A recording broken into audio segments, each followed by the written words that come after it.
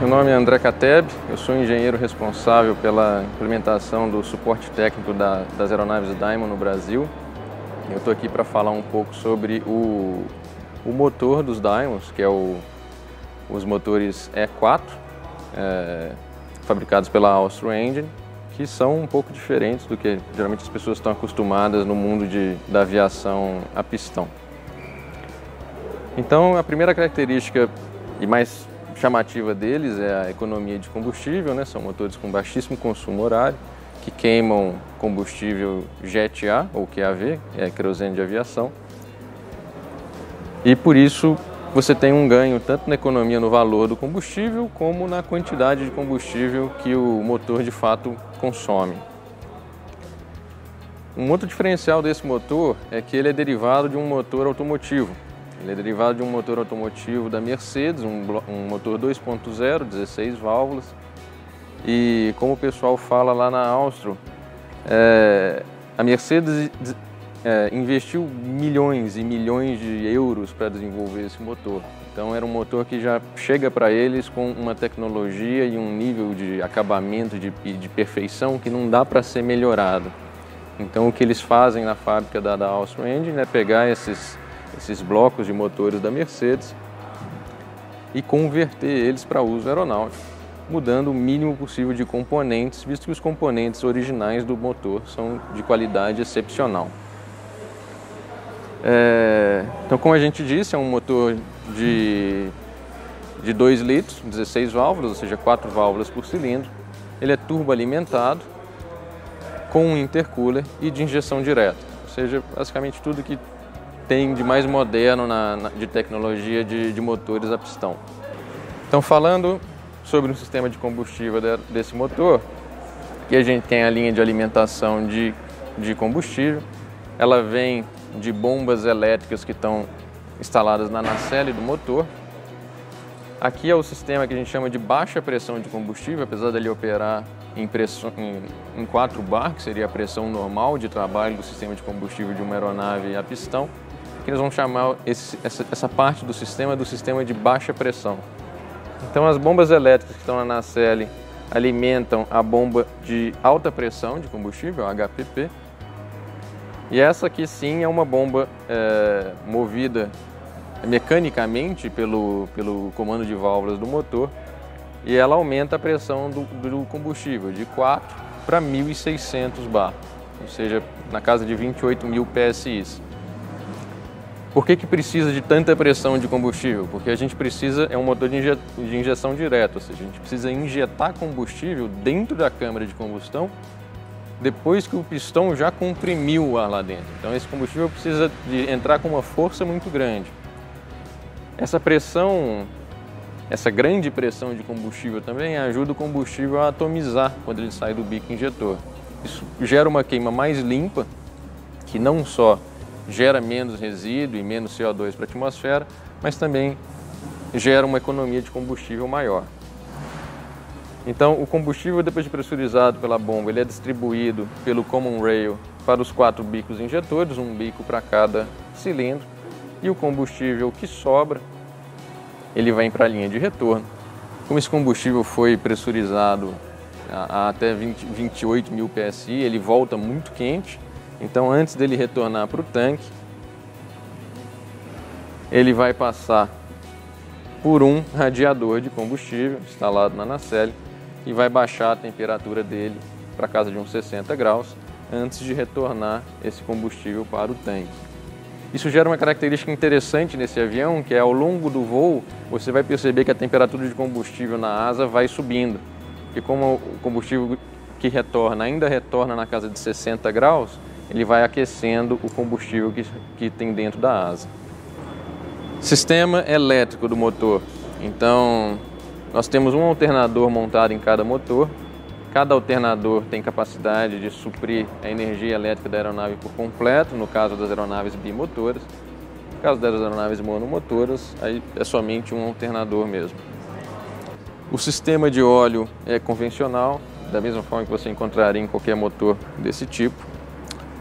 Uma característica de conforto desses motores é que eles são instalados em coxins hidráulicos, então São coxins ou são suportes de motor, né, que eles possuem um gel de silicone dentro que ajuda a absorver vibrações do motor e não transferir essas vibrações para a aeronave. Parte do segredo do conforto também está instalado aqui entre o motor e a gearbox, a caixa de redução. Entre essas duas peças tem um componente que a gente chama de two-mass flywheel. É um volante do motor, mas ele possui também um acoplamento elástico que permite que as vibrações da hélice e do motor, as vibrações causadas pelo motor, pelo ciclo de explosão de cada cilindro, não sejam transferidas para a hélice. E por outro lado, permite que as vibrações causadas por torque na hélice, quando ele quer mudar a direção, não são transferidas para o motor também por meio desse volante. Essas características fazem com que esse avião tenha uma vibração dentro da cabine muito baixa, um nível de vibração muito baixo, um nível de ruído também muito baixo. Falando da caixa de redução, ela é alimentada por um circuito de óleo diferente, ou seja, não é o mesmo óleo do motor. É um óleo especial, ele é usado em transmissão de máquinas pesadas, máquinas fora de estrada, usadas em mineração, então é um óleo desenvolvido especialmente para uso muito severo. Ela reduz a rotação do motor para a rotação da hélice. A única indicação que você tem dentro da cabine é sempre rotação de hélice para facilitar a vida de quem está operando o motor. Dentro dela a gente vai ter uma bomba de óleo que circula o óleo internamente e também provê o óleo para o governador, que é controlado eletronicamente pela ECU, e o governador que vai controlar o passo da hélice. Na aeronave DA62, o óleo da caixa de redução ele também é refrigerado por um trocador de calor óleo-água, que ajuda a manter o óleo numa temperatura mais baixa. No 42 e no 40, como o motor é de menos potência, essa troca de calor, essa refrigeração do óleo da gearbox não é necessária. Já que a gente está falando da caixa, a gente pode falar também da hélice. O sistema de hélice é da MT Propeller, então são hélices de material composto, controladas hidraulicamente. Elas têm uma característica interessante, que elas são projetadas para embandeirarem de forma automática. Ou seja, toda vez que o motor tem um problema e desliga de forma inesperada em alta rotação, as hélices automaticamente vão para a posição de embandeirado. O piloto não precisa fazer nada.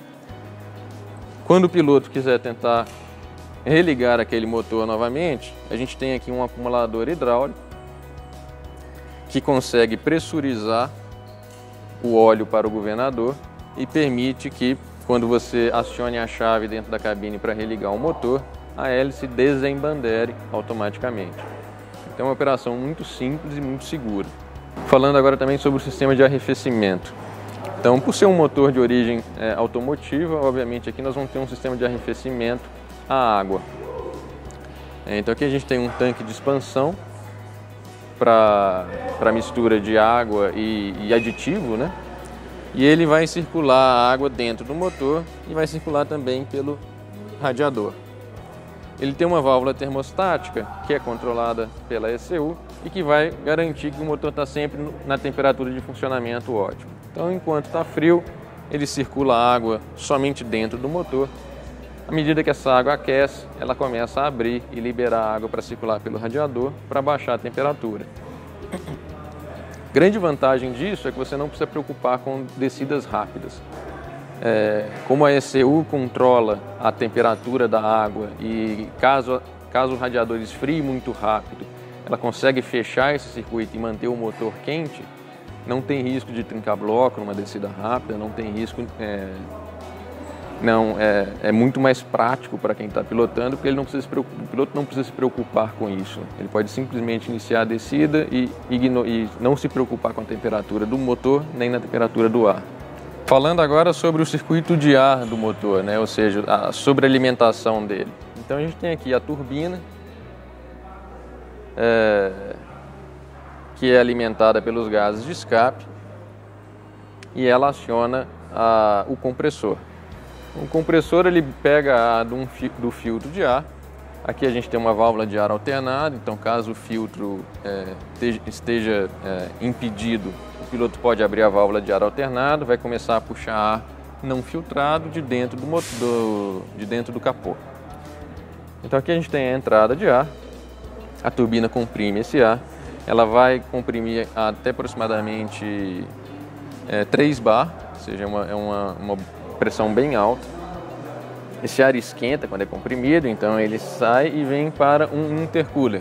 O intercooler é um trocador de calor ar-ar, ou seja, ele recebe ar externo por meio desse duto, que vai sair por aqui e refrigera o ar que foi comprimido pela turbina. Esse ar que agora está comprimido e mais frio vem para o coletor de admissão, de onde ele é admitido dentro dos cilindros. Uma característica interessante desse motor é que ele trabalha com muita pressão na turbina. Isso faz parte do que permite que ele tenha uma economia de combustível muito boa. Quanto maior a carga da turbina, geralmente mais eficiente o motor funciona. Isso também permite que ele mantenha a potência dele até um nível muito alto. Esses motores só começam a perder potência a partir de 16 mil pés. Ou seja, até 16 mil pés eles estão gerando a mesma potência. O que é algo muito interessante e faz com que a altitude ótima de voo dessas aeronaves geralmente seja mais alta. Para os Diamonds, via de regra, quanto mais alto você puder voar, mais econômico e mais rápida a aeronave vai ficar.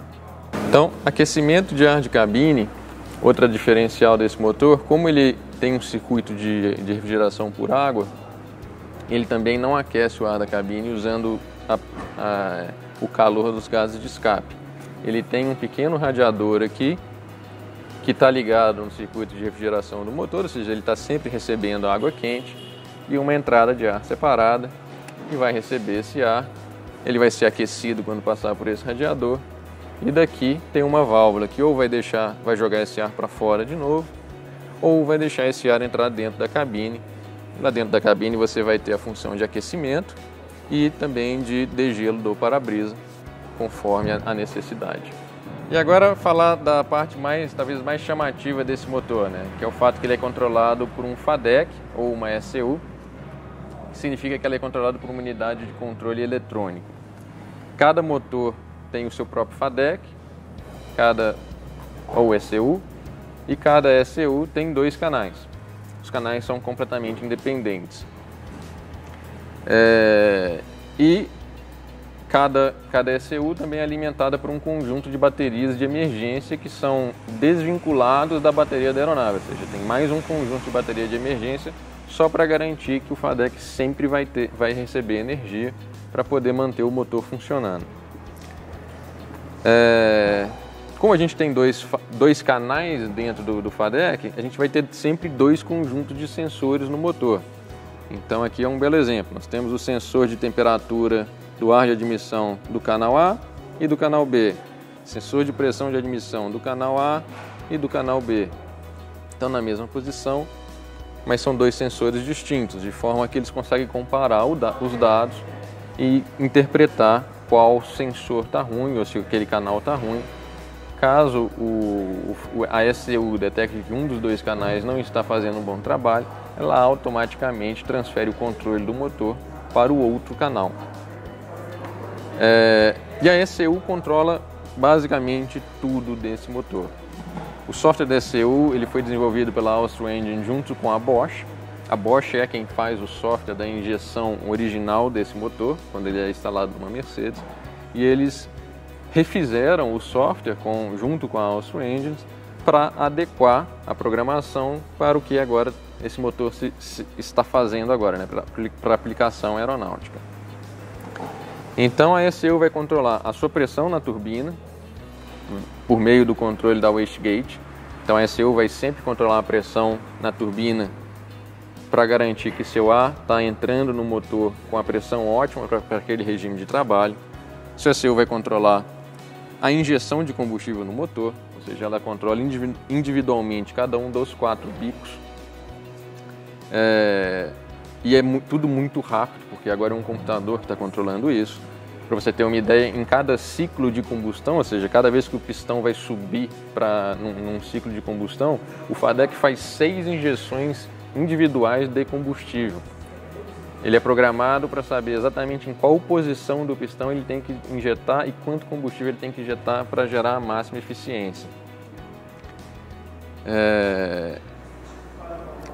E isso só é possível quando você tem um sistema de controle eletrônico tão preciso e tão bem projetado dessa forma. O FADEC, a ECU também vai controlar o seu governador, então você não tem controle de passo dentro da cabine, a ECU que controla. Ela vai sempre colocar a hélice na condição de passo ótimo, vai sempre colocar seu motor na mistura mais empobrecida possível para aumentar a economia de combustível. Quando você precisar de potência, ela vai enriquecer a mistura automaticamente. Você pode acelerar rápido, você pode desacelerar rápido. O FADEC vai sempre controlar o motor de forma que ele funcione da forma mais eficiente e gerando os resultados que você precisa. Isso permite também uma outra característica interessante desses motores. 80% de potência é sempre 80% de potência, não importa em que altitude você está. Então, a partir do momento que você colocou a manete de potência em 80%, você pode continuar subindo ou descendo, o motor vai sempre gerando 80%, porque à medida que você vai subindo e o ar vai ficando rarefeito, o FADEC, a ECU vai fazendo a pressão gerar cada vez mais boost, né? Mais pressão de ar, de admissão, e também vai mudando o passo da hélice para garantir que você está sempre gerando aquela tração. Então, vira um motor que é extremamente econômico, ecológico, porque ele, por ser muito econômico, ele também gera emissão de muito menos gases, que são nocivos ao meio ambiente, como gás carbônico e monóxido de carbono. Ele queima pouco combustível. Ele tem essa característica de ser muito confortável, transfere poucas vibrações para dentro da cabine e permite um conforto maior para os ocupantes. Agrada o piloto, porque ele é facílimo de operar, você só tem uma manete de controle lá dentro, o motor é todo automatizado, a partida é automatizada, quando você desliga ele, o FADEC desliga o motor também de forma automatizada e controlada. Você pode fazer descida rápida, o FADEC está controlando a temperatura do motor também. E isso faz com que esse seja, na atualidade, o único motor a pistão aeronáutico que realmente tem um padrão de tecnologia acima da média.